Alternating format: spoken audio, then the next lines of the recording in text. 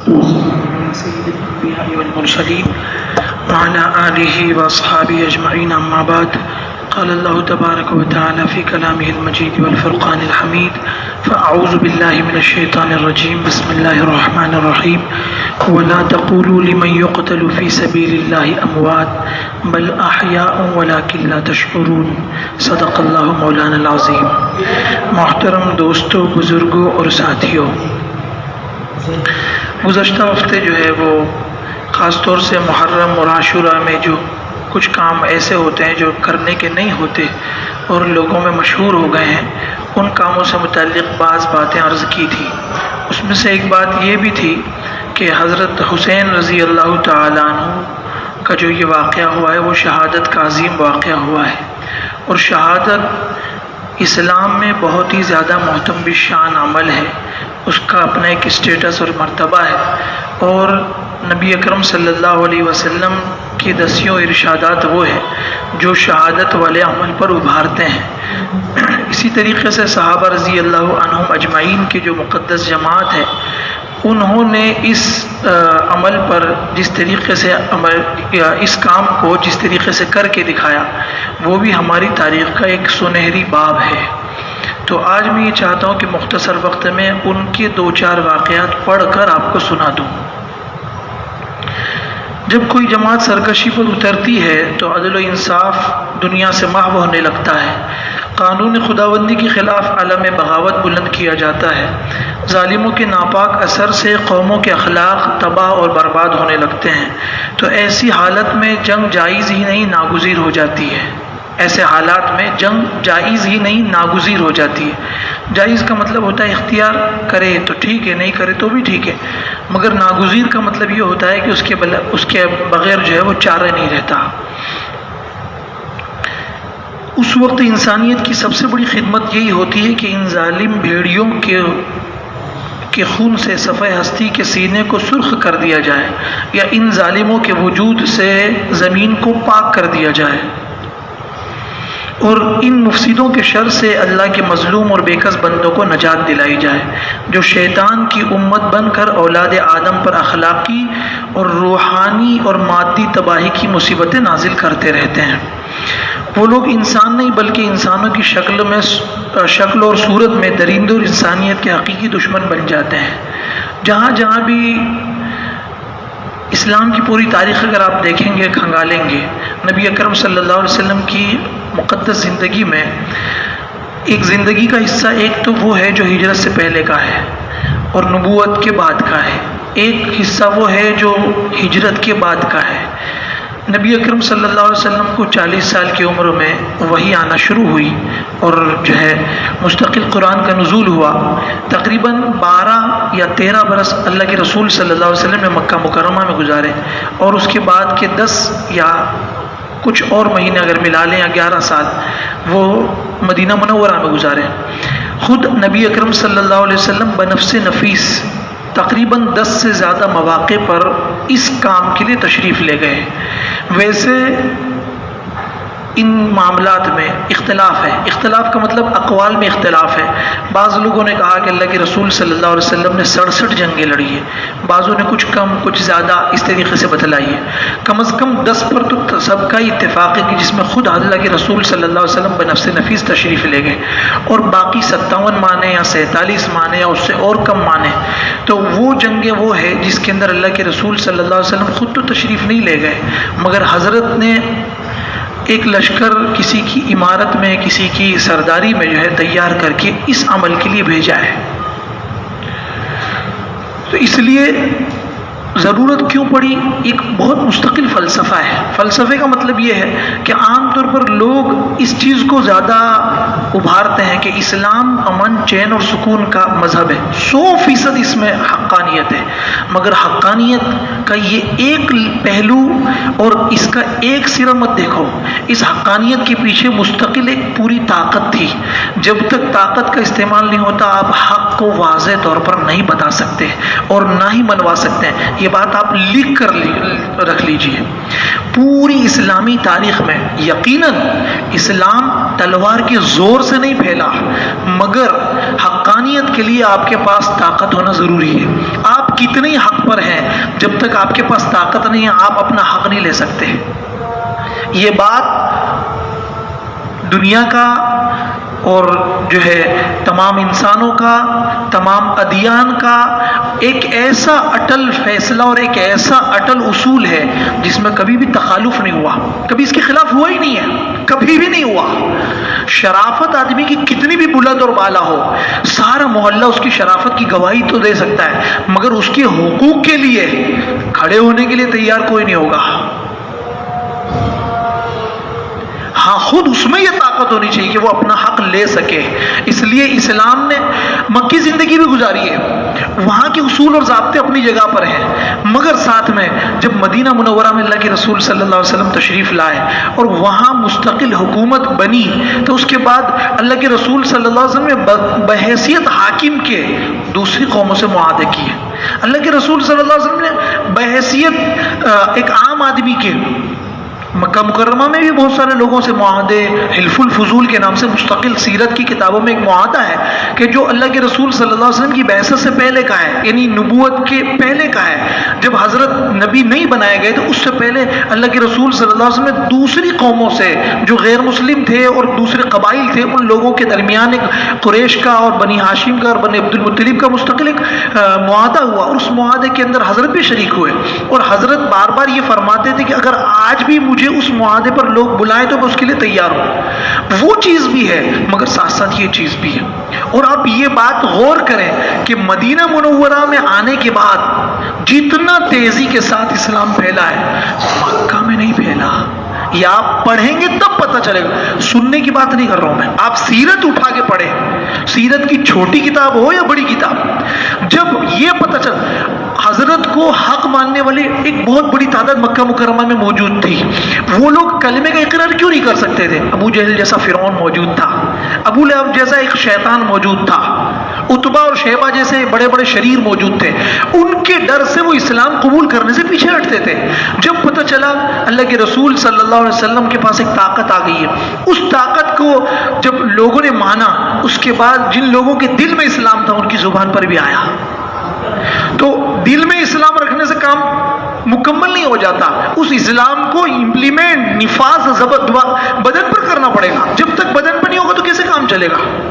تو اس کے نفاذ کے لیے آپ کے پاس طاقت ہونا بہت سخت ضروری ہے، بہت سخت ضروری ہے. یہ فلسفے کو نہ ماننے کی وجہ سے بہت سی مرتبہ ایک اتنی بڑی گمراہی اور اتنی بڑی غلطی میں قوم کا ایک طبقہ گر جاتا ہے کہ اس کو پتہ بھی نہیں چلتا کہ یہ کفر کی حدود کے اندر چلا گیا ہے، اسلام کی حد سے وہ باہر نکل گیا ہے. اس کے اندر بہت بڑا مسئلہ یہ بھی ہے اقدام اور دفاع. اقدام کا مطلب آگے چل کر کاروائی کرنا، اور دفاع کا مطلب کوئی ہم پر چڑھا ہے تو ہم اپنا بچاؤ کریں. نبی اکرم صلی اللہ علیہ وسلم کی جتنے غزوات دیکھیں گے آپ مستقل، مگر پڑھنا پڑے گا آپ کو اہل حق کی کتابوں کو. اگر اہل باطل کی کتاب پڑھی یا گمراہ کسی شخص کی کتاب پڑھی تو وہ ایک صحیح واقعے کا رنگ مستقل دوسرے طریقے سے پیش کرے گا. وہ اس کی تصویر ایسی پیش کرے گا کہ جس سے اس کے اپنے باطل نظریات ثابت ہوں. اس لیے صاف اور ستھرے لفظوں میں کہتا ہوں کہ سیرت کی پوری زندگی اور خاص طور سے مدینہ منورہ کی جتنی جنگیں اس میں اقدام ہے، دفاع کم ہے. اقدام ہے، اقدام. بدر سب لوگ 313 اپنی گاڑی پہ لکھواتے نا نمبر لینے کے لیے، کتنا کوشش کریں. 313 میں سے 13 صحابی کے نام معلوم نہیں ہے. 313 کا آنکڑا تو ہم گاڑی پہ ضرور لکھواتے. یقیناً برکت کی چیز ہے، انکار نہیں ہے. بزرگوں نے یہ عمل کر کے دیکھا. مان لیجیے کہ سورہ فاتحہ یا صرف بسم اللہ الرحمن الرحیم 313 مرتبہ لکھ کر کسی پر دم کر دی جاوے، لکھ کر جو ہے وہ پانی میں اتار دی، اس سے فوائد ہے. کیوں؟ اس لیے کہ یہ وہ مقدس جماعت ہے جس نے سب سے پہلے انتہائی زبردست طریقے سے قربانی دی ہے، انتہائی زبردست. تو ان میں سے ہر ایک شخص کا وہ مرتبہ ہے جو زمین پر کسی کا بھی نہیں ہے. انبیاء کے بعد انتہائی مقدس ترین لوگ اگر ہیں صحابہ میں بھی، وہ 313 بدر کے ہیں. بدریوں کا جو مرتبہ ہے وہ صحابہ میں بھی بہت اونچا ہے. بالکل کیوں ہے، مگر وہ بھی تو دیکھیں آپ کیوں اس کی طرف بھی تو نگاہ دوڑائیں. تو وجہ یہ ہے وہ جو پہلا جو جہاد ہے نا، پہلا معرکہ اور پہلی لڑائی اور پہلی جنگ، وہ پہلی جنگ بھی اقدام دفاع نہیں ہے، اقدام ہے. آگے چل کر نبی اکرم صلی اللہ علیہ وسلم ابو سفیان کا وہ قافلہ جو ملک شام سے تجارتی سامان لے کر آ رہا ہے، اس کو روکنے کے لیے اور اس سے مال چھیننے کے لیے 313 کو لے کر نکلے ہیں. پڑھیں گے تو پتہ چلے گا. احد میں بھی صرف احزاب، غزوہ خندق وہ ایک موقع ہے کہ جس کے اندر اللہ کے رسول صلی اللہ علیہ وسلم دفاع کر رہے ہیں. دفاع کا مطلب یہ کہ اب یہاں ہوتا یہ ہے کہ عرب کے سارے قبائل، عرب تو بہت بڑا خطہ ہے، بہت بڑے ٹکڑے کا نام ہے، عرب کے سارے قبائل کو قریش اس جنگ پر ابھارتے ہیں. اور صرف عرب کے مشرکین ہی کو نہیں، بلکہ ساتھ میں یہود اور نصرانیوں کو بھی ساتھ لے لیتے ہیں. خاص طور سے یہودیوں کے وہ قبیلے جو مدینہ کے اطراف میں بسے ہوئے تھے، ان کو بھی ابھارتے ہیں اور ان کو بھی ساتھ لے لیتے ہیں. اور یہاں تک کہ ساز باز ان لوگوں سے بھی کر لیتے ہیں جن کے ساتھ اللہ کے رسول صلی اللہ علیہ وسلم کا پرانا معاہدہ ہے، جو مدینہ منورہ میں رہ رہے ہیں، ان سے بھی اندر خانی ساز باز کر لیتے ہیں، ایک سازش رچتے ہیں. اور وہ اندر سے اور یہ باہر سے نبی اکرم صلی اللہ علیہ وسلم اور مسلمانوں پر چڑھ دوڑنے کی کوشش کرتے ہیں. اس موقع پر حضرت سلمان رضی اللہ تعالیٰ عنہ کے مشورے سے ایک خندق یعنی کھائی پورے مدینے کے اطراف میں کھودی گئی کہ جس کی وجہ سے وہ یعنی کفار کا لشکر اور دشمنوں کے کوئی شخص جو ہے وہ مدینے کی حدود میں اندر داخل نہ ہو سکے. صرف یہ ایک موقع ہے نبی کی زندگی میں دفاع کا. میں بتلا رہا ہوں دفاع اور اقدام، یعنی لوگ کیا اقدام ہوا ہی نہیں کر کیا ہے. جھوٹ مت بولو، جھوٹ مت بولو، جھوٹ ہے وہ. یہی بات ایک اتنے معتدل کا مطلب جو کسی طرف جھک نہ جائے، اعتدال کے ساتھ چلے، بالکل درمیانی راہ، جو صحیح مسلک ہے دین کا، جو صحیح طرز ہے اسی پر چلے. اس زمانے کی بہت بڑی شخصیت اور بہت بڑا نام مفتی محمد تقی عثمانی دامت برکاتہ. ان کی باتوں میں، ان کی تحریر میں کبھی آپ کو غلو نہیں ملے گا، افراط اور تفریط نہیں ملے گی کہ کسی چیز کی موافقت میں پڑے تو اس کو آسمان پہ پہنچا دیا اور مخالفت میں پڑے تو تحت سر کر دیا. یہ چیز نہیں ہوتی، بالکل اعتدال کے ساتھ. انہوں نے ترمذی کی شرح درس ترمذی کی 3 جلد میں اس پر بہت طبیعت سے اور بہت بہترین کلام کیا. آپ دیکھنا چاہے نیٹ پر موجود ہے. نیٹ کا اس لیے حوالہ دیتا ہوں کہ نیٹ پر بھی پی ڈی ایف صاف ستھری ہوتی ہے. کہنے کا مطلب یہ کہ اس میں خرد برد نہیں ہوتی، ورنہ کاغذ کی کتاب بھی دکان پر مل رہی ہے. درس ترمذی کے نام سے ترمذی شریف ہماری حدیث کی بڑی کتابوں میں سے ایک کتاب ہے. اس کی 3 جلد میں اس پر بہت تفصیل سے کلام کیا اور اس میں اس بات کو وضاحت کے ساتھ بیان کیا ہے کہ جو طبقہ اقدام کا منکر ہے، ہم اس کو کافر تو نہیں کہہ سکتے، مگر کم از کم بہت خطرناک غلطی پر ضرور ہے. سمجھ گئے؟ اس لیے اللہ کے رسول صلی اللہ علیہ وسلم جو کام کریں گے وہ دین کا اٹوٹ انگ بنے گا. ہمارے پیٹ میں کتنی بھی مروڑ آ جائے اس کام کے بعد، ہمیں اپنے ایمان کی خیر منانی چاہیے نعوذ باللہ اگر یہ معاملہ پیش آتا ہے تو. بات سمجھیے آپ، خدا نہ خواستہ ہم کو نبی کے کسی عمل سے کچھ تشویش ہو رہی ہے تو مطلب یہ کہ ہمارا ایمان بہت کمزور ہو گیا، یا پتہ نہیں ہے بھی یا نہیں، اپنا وجود بھی رکھتا ہے یا کھو گیا. یہ مسئلہ ہے. اس لیے بالکل ایک دم سیرے سے یوں کہہ دینا ایسا کچھ نہیں ہے، بہت بڑی غلطی، بہت بڑی خطرناک غلطی. اسی لیے تو حضرت نے بہت مواقع پر اس کام پر بہت ابھارا ہے. اس لیے کہ وہ ہمارے ایک مشہور عالم ہیں مولانا ڈاکٹر منظور مینگل، وہ ہے علمی آدمی مگر ہنسانے کے لیے بھی عجیب و غریب باتیں کبھی کرتے رہتے ہیں. تو اس میں ایک بات، وہ اپنے سسرال کا کسی کا قصہ سناتے ہیں، اس کے درمیان میں پھر وہ ایک جملہ کہتے ہیں، شہادت ہے بہت بڑی بہت اچھی چیز، خالی مرنا پڑتا ہے. اس میں شہادت ہے بہت اونچی چیز، خالی مرنا پڑتا ہے. بات سمجھ رہے ہیں؟ ہے اونچی چیز، مرنا پڑتا ہے تو ہی تو ملے گا اتنا اونچا درجہ، ورنہ کیسے ملے گا؟ تو ایک تو بحث یہ ہے کہ اقدام اللہ کے رسول صلی اللہ علیہ وسلم نے خود کیا ہے. یعنی 1-2 جنگوں کو چھوڑ کر جتنی جنگیں حضرت نے خود یا حضرت کی ماتحتی میں یا حضرت کے حکم سے جتنی جنگیں ہوئی ہے وہ تمام جنگوں میں اقدام ہوا ہے. آگے چل کر جیسے میں نے گزشتہ ہفتے عرض کیا تھا کہ پتہ چلا کہ رومن ایمپائر اور ان کے فوجی ہم پر حملہ کرنے کا ارادہ رکھتے ہیں. حضرت نے کہا وہ کہاں مدینہ آئیں گے, ہم ان کو پہلے بارڈر پہ پکڑیں گے, ان کو آنے کی ضرورت نہیں ہے, ہم خود چل کے ان کی بارڈر پہ جائیں گے. یہی تو اقدام ہے. تو اقدام ہوا ہے, اس کو ماننا پڑے گا, یہ دین کا حصہ ہے. جب اقدام ہوا ہے تو اقدام کرنا بالکل درست عمل ہے. تو جب تک اقدام کرتے رہی مسلمان قوم, دفاع کرنے کی ضرورت نہیں پڑی. جب اقدام نہیں کیا پھر وہ دفاعی پوزیشن میں ایسی آئی کہ اب دیوار سے لگایا جا رہا ہے آپ کو, بالکل دیوار سے لگ رہے ہیں. اس لیے مسئلہ یہ کہ کبھی بھی آپ یہ بات کو صاف لفظوں میں, یہ کیا چیز ہوئی کہ ڈاکٹر صرف وہی اچھا ہو سکتا ہے جو بالکل صرف ٹیبلٹ سے علاج کرے, کتنا بھی سڑا اندر ہو جائے, پورے بدن میں کینسر پھیل جائے, مگر اس کو کینسر کی وہ جو گانٹھ ہے وہ نکالنے کی صلاحیت نہیں ہے, وہ اچھا ہے نہیں. معاشرے میں جیسے بدن میں کوئی چیز سڑ جاتی ہے, کوئی فساد پیدا ہو جاتا ہے, تو اس فساد والے حصے کو کاٹنا اور الگ کرنا ضروری ہے, ورنہ سارا بدن برباد ہو جائے گا. ایسے ہی معاشرے میں بھی فساد ہوتا ہے. اس فساد کو زبان سے, اس فساد کو جب زبان سے درست نہیں کیا جا سکتا تو پھر ضروری ہے کہ اس پر نشتر لگایا جائے. اسی فلسفے کو بہت بہترین طریقے سے مفتی محمد شفیع صاحب رحمۃ اللہ علیہ نے سیرت خاتم الانبیاء میں بیان کیا ہے. اب ذرا واقعہ سن کے اختصار کے ساتھ, شہید کے فضائل, شہید کے فضائل اور مقامات بے شمار. اختصار کے پیش نظر چند ایک آیتوں کا ترجمہ ذیل میں نقل کیا جاتا ہے. ہم صرف ایک ہی آیت, جو لوگ اللہ کی راہ میں قتل کیے جاتے ہیں ان کے بارے میں یہ نہ کہو کہ وہ مردہ ہیں, بلکہ وہ تو زندہ ہیں لیکن تمہیں خبر نہیں. جو میں نے خطبے میں آیت پڑھی اس کا ترجمہ یہ ہے. آگے دوسری اور بھی آیت ہے. مولانا عبدالرشید طلحہ نعمانی بہت بڑے عالم ہیں, ان کے مضامین آتے رہتے ہیں, ان کا یہ مضمون میں پڑھ رہا ہوں. اب اس کے بعد احادیث مبارکہ, انہوں نے کئی آیتوں کا ترجمہ لکھا ہے, تو وہ ترجمہ اور آیتیں چھوڑ کر آگے حدیث.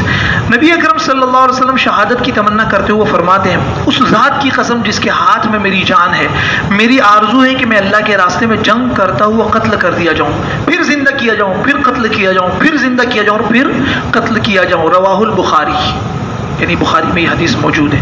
حضرت عبداللہ ابن عباس رضی اللہ عنہما بیان فرماتے ہیں کہ نبی اکرم صلی اللہ علیہ وسلم نے فرمایا, شہداء جنت کے دروازے پر دریا کے کنارے ایک محل میں رہتے ہیں اور ان کے لیے صبح اور شام جنت سے رزق لایا جاتا ہے. مسند احمد, مصنف ابن ابی شیبہ. حضرت انس ابن مالک, یہ کتابوں کے نام ہے, یعنی یہاں دیکھنی ہوتی ان کتابوں میں یہ حدیث مل جائے گی آپ کو.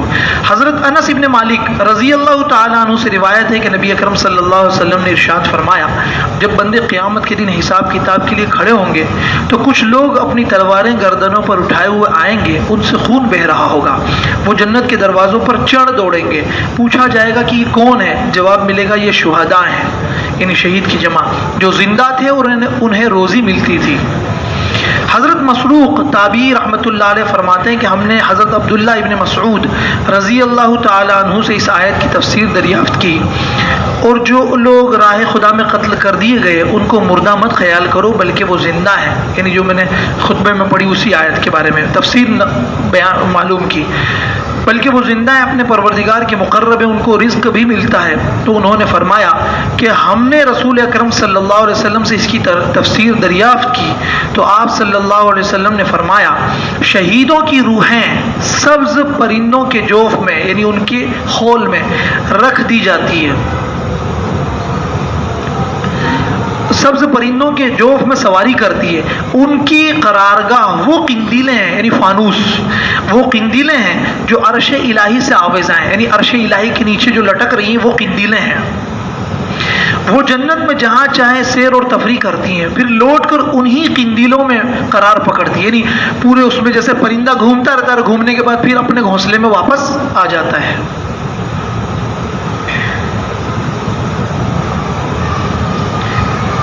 ایک بار ان کے پروردگار نے ان سے بالمشافہہ, یعنی روبرو, فیس ٹو فیس خطاب کرتے ہوئے فرمایا, کیا تم کسی چیز کی خواہش رکھتے ہو؟ یعنی ان شہیدوں کی روحوں سے. عرض کیا ساری جنت ہمارے لیے مباح کر دی گئی ہے، یعنی ساری جنت میں ہم جو چاہیں کریں، اس میں کوئی روک ٹوک نہیں ہے، ہم جہاں چاہیں آئیں جائیں، اس کے بعد اب کیا خواہش باقی رہ سکتی ہے؟ حق تعالیٰ نے 3 بار اصرار فرمایا کہ اپنی کوئی چاہت ہو تو ضرور بیان کرو. جب انہوں نے دیکھا کہ کوئی نہ کوئی خواہش عرض کرنی ہی پڑے گی تو عرض کیا اے پروردگار، ہم یہ چاہتے ہیں کہ ہماری روحیں ہمارے جسموں میں دوبارہ لوٹا دی جائیں تاکہ ہم تیرے راستے میں ایک بار پھر جام شہادت نوش کریں، ایک بار پھر جام شہادت نوش کریں. اللہ تعالیٰ کا مقصد یہ ظاہر کرنا تھا کہ اب ان کی کوئی خواہش باقی نہیں رہی. چنانچہ جب یہ ظاہر ہو گیا تو ان کو چھوڑ دیا گیا. مسلم شریف حدیث کی مشہور کتاب. حضرت جابر ابن عبداللہ رضی اللہ تعالیٰ عنہ فرماتے ہیں کہ نبی اکرم صلی اللہ علیہ وسلم نے ایک دن مجھے دیکھا تو فرمایا اے جابر کیا بات ہے، تم فکر مند نظر آتے ہو. میں نے عرض کیا اے اللہ کے رسول صلی اللہ علیہ وسلم، میرے والد شہید ہو گئے اور اپنے اوپر قرضہ اور اہل و عیال چھوڑ گئے ہیں. نبی اکرم صلی اللہ علیہ وسلم نے فرمایا کہ میں تمہیں نہ بتلاؤں کہ اللہ تعالیٰ نے جب بھی کسی سے بات کی تو پردے کے پیچھے سے کی، لیکن تمہارے والد سے آمنے سامنے بات فرمائی، تمہارے والد سے آمنے سامنے بات فرمائی اور کہا مجھ سے جو مانگو میں تمہیں دوں گا. تمہارے والد نے کہا مجھے دنیا میں واپس بھیج دیجئے تاکہ دوبارہ شہید ہو سکوں. اللہ تعالیٰ نے ارشاد فرمایا میری طرف سے پہلے ہی فیصلہ ہو چکا ہے کہ کسی کو واپس نہیں جانا. تمہارے والد نے کہا اے میرے پروردگار، ہم پیچھے والوں کو ہماری حالت کی اطلاع دے دیجئے. اس پر اللہ تعالیٰ نے یہ آیت ولا تحسبن الذین، وہ آخر تک ایک آیت ہے، وہ آیت اللہ تبارک و تعالیٰ نے نازل فرمائی. یعنی ان تمام حدیث کا خلاصہ یہ کہ کتنا بہترین عمل ہے کہ مرنے کے بعد بار بار روح کو اس بات کا تقاضا ہوتا ہے اور اس بات کی خواہش ہوتی ہے کہ اس عمل سے میں بار بار گزاری جاؤں. روح موت نہ سے اس لیے کہا گزاری جاؤں، یعنی بار بار انسان یہ چاہتا ہے مرنے کے بعد کہ دوبارہ اسی عمل سے میں گزروں. سوچیں آدمی کیسے کیسے مرتا ہے، اور یہاں اللہ کے راستے میں اگر مرے گا تو. اب صحابہ کا ذوق شہادت. صحابہ اکرام رضی اللہ عنہم نے نہ صرف آقا مدنی صلی اللہ علیہ وسلم کی حیات طیبہ میں 10 سال جنگیں لڑی، بلکہ آقا مدنی صلی اللہ علیہ وسلم کے دنیا سے پردہ فرما لینے کے بعد بھی یہ مبارک ہستیاں اللہ تعالیٰ کے راستے میں جہاد کرتی رہیں. ان حضرات کا شوق شہادت اور شوق جہاد اللہ تعالیٰ کے راستے میں اپنے جان اور مال کی قربانی دینا قیامت تک کے لیے عدیم المثال یعنی بے نظیر بن گیا ہے. ان حضرات اسلام اور پیغمبر اسلام صلی اللہ علیہ وسلم کے لیے جو قربانیاں دی، تاریخ کے اوراق ان واقعات سے بھرے پڑے ہیں. ان کے مرد، عورتیں اور بچے، غرض ہر کوئی ایک سے بڑھ کر ایک قربانی دینے والا اور اللہ کے راستے میں بڑھ چڑھ کر اپنے مال اور جان سے جہاد کرنے والا تھا. اس حوالے سے چند واقعات ملاحظہ فرمائیں. حضرت انس ابن نضر رضی اللہ تعالیٰ عنہ خاندان نجار کے رئیس تھے. جد رسول حضرت عبد المطلب، جد مانے دادا، جد رسول یعنی حضرت عبد المطلب کی والدہ سلمہ بنت عمرو رشتے میں حضرت انس ابن نضر کی 2 ہیں. ایک انس ابن مالک ہیں جو خادم رسول صلی اللہ علیہ وسلم، ان کا بھی تذکرہ آنے والا ہے. ایک انس ابن نضر ہے، یہ ان کے متعلق بتا رہے ہیں کہ عبد المطلب کی جو والدہ ہیں سلمہ، یہ ان کے پھوپھی ہیں. یعنی انس ابن نضر کی وہ جو سلمہ ہیں وہ عبد المطلب کی والدہ ان کی پھوپھی، یعنی عبد المطلب کے پھوپھی زاد بھائی ہوئے. نبی اکرم صلی اللہ علیہ وسلم کی خدمتگار خصوصی حضرت انس ابن مالک آپ کے سگے بھتیجے ہیں، یعنی انس ابن نضر کے بھتیجے ہیں انس ابن مالک. ایک تو اس پر بھی غور کرنے کی ضرورت ہے، اگر کسی کو اچھا نام بتا دیا جاؤ تو وہ کہیں نہ کہیں دور دراز سے کھینچ کے لائے گا کہ ایک نام ہے. یہاں دیکھیں چچا کا بھی نام وہی اور بھتیجے کا نام بھی وہی ہے. اچھے ناموں کے لیے تو کہیں نہ کہیں ڈھونڈ کے لاتے ہیں، اور ایان پیان 50 ملیں گے آپ کو. ایک پڑوس میں ہوگا تو دوسرے 10 اور ایان مل جائے گا، کیونکہ اچھا پسند نہیں ہے. الفینہ 50 ہوگی تو 51 آ سکتی ہے، اس لیے کہ اچھا پسند نہیں ہے. مگر عائشہ، حفصہ، فاطمہ اور زینب پورے خاندان میں نہیں، گاؤں کے کسی ایک کونے میں ہوگی نا تو ہم دوسری زینب نہیں لا سکتے کیونکہ اس کا نام ہے نا. یہ میں اس لیے کہہ رہا ہوں کہ نام کے معاملے میں ہم لوگوں کو اسلام کی کوئی پرواہ نہیں ہے. انہی کے نام پر آپ کا نام انس رکھا گیا، کسی وجہ سے غزوہ بدر میں شریک نہیں ہو سکے، انس ابن نضر۔ اس غیر حاضری پر انہیں بڑا ملال رہتا تھا، فرمایا کرتے تھے یہ حق اور باطل کے درمیان پہلا معرکہ تھا جس میں جناب رسول اکرم صلی اللہ علیہ وسلم نے شرکت فرمائی اور میں اس سعادت سے محروم رہ گیا۔ اگر اللہ تعالیٰ نے پھر ایسا موقع عنایت فرمایا تو اللہ دیکھے گا کہ دین حق کو سر بلند کرنے کے لیے میں کیا کارنامے سر انجام دیتا ہوں۔ غزوہ احد میں بڑے ہی ذوق اور شوق سے شریک ہوئے۔ اس جنگ میں اچانک ایسا سانحہ رونما ہوا کہ مسلمانوں میں بھگدڑ مچ گئی۔ آپ نے بارگاہ خداوندی میں عرض کیا، الہی جو کچھ مسلمانوں سے سرزد ہوا میں اس کے لیے معافی کا طلبگار ہوں، اور جو کچھ مشرکین نے کیا ہے اس سے میں لا تعلقی کا اظہار کرتا ہوں۔ ان کا گزر ایسی جگہ سے ہوا جہاں چند صحابہ مایوسی کے عالم میں بیٹھے ہوئے تھے۔ انہوں نے پوچھا کہ اس طرح کیوں بیٹھے ہو؟ بڑی بے بسی سے کہنے لگے نبی اکرم صلی اللہ علیہ وسلم شہید ہو گئے، اس لیے کہ اس وقت شیطان نے ایک افواہ چلا دی تھی کہ آپ صلی اللہ علیہ وسلم شہید ہو گئے ہیں، اب ہم کیا کریں؟ آپ نے ان کو جھڑکتے ہوئے کہا، حضور کے بعد زندہ رہ کر تم کیا کرو گے؟ اٹھو اور اس مقصد کے لیے اپنی جان قربان کر دو جس مقصد کے لیے ہمارے آقا نے جان دے دی ہے۔ یہ کہہ کر آگے بڑھے۔ جبل احد کے پاس حضرت سعد ابن معاذ سے ملاقات ہوئی۔ انہوں نے کہا، انس میں تمہارے ساتھ ہوں۔ حضرت انس کفار کی صفوں میں گھس گئے، بار بار کہہ رہے تھے، واہ واہ مجھے جنت کی خوشبو آ رہی ہے۔ نظر کی پروردگار کی قسم، میں جبل احد کی طرف سے جنت کی خوشبو محسوس کرتا ہوں۔ بڑی جرأت سے مصروف پیکار رہے، یعنی جنگ میں مصروف رہے، یہاں تک کہ جام شہادت نوش کیا۔ حضرت انس ابن مالک کہتے ہیں، یعنی ان کے بھتیجے، کہ نیزوں اور تلواروں کے 80 سے زیادہ زخم ان کے جسم پر تھے۔ نیزوں اور تلواروں کے 80 سے زیادہ زخم گھر میں بیٹھ کے نہیں ہو سکے گا، یہ کام تو میدان میں ہونے والا ہے۔ میرا مطلب یہ ہے کہ ایمانی حرارت ہونی چاہیے، اور کسی بھی عمل کی غلط توجہ کرو گے آخرت میں بہت خطرناک حالات سے دوچار ہونا پڑے گا۔ اس توجہ کا مطلب کیا ہوتا ہے؟ کوئی واقعہ بیان کرتے ہیں، اس کا اینگل ایسا لے آتے ہیں جس کا نہ کوئی سر ہوتا ہے نہ پیر ہوتا ہے، وہ اینگل لاتے ہیں۔ سیرت کا واقعہ ضرور ہوتا ہے، مطلب جو بیان کیا جاتا ہے وہ مطلب ہوتا ہے جو نہ قرآن کا ہے، نہ اللہ کا ہے، نہ نبی کا ہے، نہ صحابہ کا ہے، نہ کسی امت میں کسی اللہ سے ڈرنے والے مولوی کا ہے۔ واقعہ صحیح ہے، واقعے سے جو نتیجہ اخذ کرتے ہیں وہ خطرناک ہوتا ہے۔ میری بات سمجھ رہے ہیں آپ؟ اوپر سے کسی کے بھی نہیں جاتی، مجھے پتا ہے اوپر سے کسی کے بھی نہیں جا رہی، صاف اور ستھری بات۔ واقعہ ہوتا ہے پر واقعے کا جو روپ دیتے ہیں، جو رنگ دیتے ہیں، جو نتیجہ وہ نتیجہ غلط نکالتے ہیں۔ اس غلط نتیجے سے بچیے، خدا نہ خواستہ اس کے معاملے میں بہت سخت پکڑ ہو جائے گی۔ اب بات کچھ کر رہے ہیں، نتیجہ کچھ نکالتے، کیا کر رہے ہیں آپ؟ اللہ سے ڈر نہیں لگتا؟ مشرکین نے اسی پر اکتفا نہیں کیا، یعنی 80 زخم مارنے پر بھی مشرکین کو بس نہیں آیا۔ یہ سوچ لیں کہ ایسا ہر زمانے میں مسلمانوں کے ساتھ ہوا ہے۔ یہ واقعہ سننے کے بعد آدمی کا ایمان پختہ ہونا چاہیے کہ اگر میں اللہ تعالیٰ کے توحید کا اور نبی کی رسالت کا اقرار کرتا ہوں تو میں حالات سے ضرور دوچار ہونے والا ہوں۔ بس جب آدمی ذہنی اعتبار سے تیار ہوگا تو پریشانی نہیں ہوگی، اور جب ذہنی اعتبار سے تیار نہیں ہوگا تو پریشانی ہوگی۔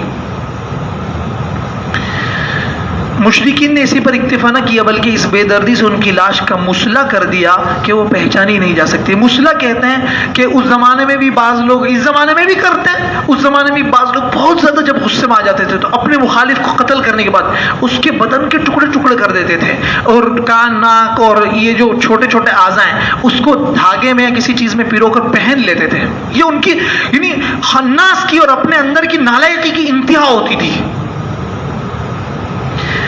ان کی اس بے دردی سے ان کی لاش کا مسلح کر دیا کہ وہ پہچانی نہیں جاتی تھی، پتہ بھی نہیں چلتا تھا، جیسے لوگ ایسڈ مار دیتے ہیں چہرے پہ، پتہ ہی نہیں چلے کہ کون مر گیا بیچارہ۔ ان کی ہمشیرہ یعنی ان کی بہن نے ایک انگلی کے پورے یا ایک تل کے نشان سے ان کو بمشکل پہچانا کہ یہ میرا بھائی ہے۔ انس ابن مالک کہتے ہیں قرآن کی آیت ان کے حق میں نازل ہوئی، اہل ایمان میں ایسے جوان مرد ہیں جنہوں نے سچا کر دکھایا جو وعدہ انہوں نے اللہ سے کیا تھا۔ قرآن میں ہے یہ آیت۔ اب وہ بیچ میں کئی ایک واقعے انہوں نے لکھے ہیں، وہ سب چھوڑ کر سیدھے حضرت خالد ابن ولید کے واقعے پر آتا ہوں۔ وقت رحلت خالد ابن ولید کس چیز کا نام ہے آپ کو پتہ ہے؟ سیف اللہ، سیف کے معنی تلوار اور اللہ، تو نبی اکرم صلی اللہ علیہ وسلم کی زبان مبارک نے حضرت خالد ابن ولید کو سیف اللہ کا خطاب دیا تھا. زمین پہ لوگ خطاب دیتے نا، یہ فلاں بہادر اور فلانا اور دھماکہ اور یہ اور وہ، اس کو یعنی خالد ابن ولید کو نبی اکرم صلی اللہ علیہ وسلم نے خطاب دیا سیف اللہ، یعنی اللہ کی تلوار. یہ شخص پوری دسیوں کتابیں ان پر لکھی گئی، یعنی اگر کتاب پڑھیں گے سمجھ میں نہیں آتا کہ کیسے اس آدمی نے کام کیا. زبردست طریقے سے کارنامے، زندگی پوری کارنامے سے بھری ہوئی. بہرحال وہ بیان سے باہر ہے. ابھی فی الحال جو خاص بات ہے وہ یہ، وقت رحلت حضرت خالد ابن ولید کی آنکھیں اشک پار ہو گئی، رونے لگے.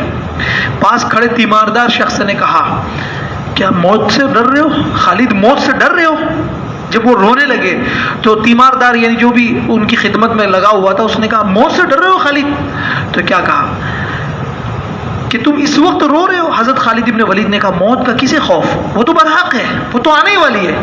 رو اس لیے رہا ہوں کہ میں نے دشمنوں کی صفوں میں دیوانہ وار داخل ہو کر مسلسل حملے کیا. ان کا معاملہ یہ ہوتا تھا کہ صفیں اس زمانے میں صفیں لگتی تھی، اور اس طرف مسلمانوں کی، دوسری طرف غیر مسلموں کی، دشمنوں کی صفیں، اور وہ صفوں کو اس طریقے سے چیرتے تھے کہ 20 صفیں، یہاں سے یہ بندہ گھستا تھا اور ادھر نکل جاتا تھا، پھر ادھر سے گھستا تھا پھر ادھر نکل جاتا تھا. ایسے وہ ہاتھ باندھ کے نہیں کھڑے ہوتے تھے، سامنے بھی بڑے بڑے ترم خاں ہوتے تھے اور ان تمام لوگوں کو چیر کے ادھر نکل جاتا تھا، پھر ان کی پشت سے داخل ہوتا تھا، بالکل سامنے آ جاتا تھا یہ بندہ. ایک موقع پر ایک جنگ میں فجر کی نماز سے داخل اور عصر کی نماز تک 6 آدمی مسلسل لڑتے رہے. مسلسل تاریخ میں یہ واقعہ لکھا ہے. فجر کی نماز سے ایسا نہیں کہ سانس لیا، نہیں، 6 آدمی اور سامنے پورا دشمنوں کا لشکر تھا. 6 آدمی نے ہر ایک کو پیٹ کر لیا، اسے حلقہ بنا دیا پیٹ کے ذریعے سے، اور مسلسل لڑتے رہے. 3 تلواریں ٹوٹ گئی. اس کے بعد جا کے ابو عبیدہ ابن الجراح کو پتہ چلا کہ خالد غائب ہے، پتہ چلا کہ وہ جاسوسی کرنے کے لیے گئے تھے اور وہیں وہ جو ہے گھیرے میں آ گئے. پھر ابو عبیدہ ابن الجراح پورا لشکر لے کر پہنچے. وہ عصر کا وقت ہو گیا تھا اور فجر کی نماز سے پہلے وہ جاسوسی کرنے کے لیے دشمنوں کے لشکر میں گھسے تھے، اور جو ہے وہ پکڑے گئے تھے. تو پکڑنے میں نہیں آئے اور پکڑے نہیں گئے، مطلب گھیرے میں آ گئے، اور گھیرنے کے بعد پھر انہوں نے جنگ لڑی. تو وہ کیا کہہ رہے ہیں کہ رو اس لیے رہا ہوں کہ میں نے دشمنوں کی صفوں میں دیوانہ وار داخل ہو کر مسلسل حملے کی، لیکن شہادت نصیب نہ ہو سکی. اب بستر مرگ پر پڑا شوق شہادت میں رو رہا ہوں، یعنی اب بستر پہ میری جان نکل رہی ہے. اس لیے بعض بزرگوں نے اس کے نیچے نقطہ لکھا کہ اگر یہ شہید ہو جاتے تو نبی نے خطاب دیا تھا اللہ کی تلوار، تو اللہ کی تلوار کون توڑ سکتا تھا اللہ کے علاوہ؟ اس لیے اللہ تبارک و تعالیٰ نے بستر پہ موت دی. کاش میں میدان جہاد میں شہادت کی موت مرتا تو مجھے زیادہ خوشی ہوتی. اس کے علاوہ بھی بہت سارے واقعات لکھے ہیں. تحفظ شریعت کے نام سے مستقل ایک ٹرسٹ ہے حیدرآباد میں، انہوں نے یہ ایک رسالہ تیار کیا. مولانا عبدالرشید طلحہ نعمانی بہت بڑی شخصیت اور اچھے مضامین لکھتے ہیں، ان کے مضمون کا ہی میں نے اقتباس پیش کیا. اللہ تبارک